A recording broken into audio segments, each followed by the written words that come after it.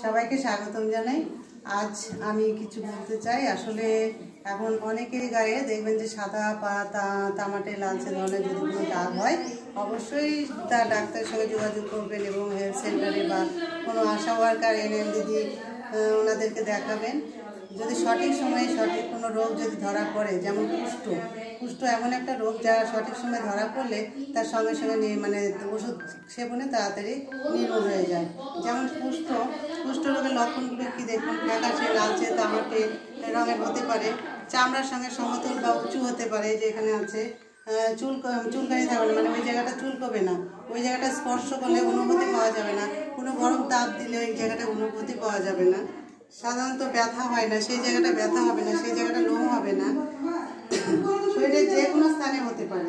কানের লতি বা চামড়ার কোনো অংশ মোটা হয়ে যেতে পারে, কানের লতি বা চামড়ার কোনো অংশতে দেখবেন যে মোটা হতে পারে, চামড়ার লতিটাও মোটা হতে পারে। তার সঠিক সময়ে কোনো ভয় বা লজ্জা দ্বিধা না করে সঠিক সময়ে অবশ্যই আপনাদের যার যার এরিয়ায় আশা দিদি বা এনএম দিদিকে জানাবেন। কোনো সমস্যা বা স্কিনে কোনো স্পট দাগ কোনো অনুভূতি যদি না পাওয়া যায় অবশ্যই জানাবেন, তার লুকিয়ে থাকবেন না। সঠিক সময়ে কুষ্ঠ নির্মূল ধরা পড়লে তার ওষুধ খেলে সেরে যায়। ধন্যবাদ সবাইকে, ভালো থাকবেন, সুস্থ থাকবেন।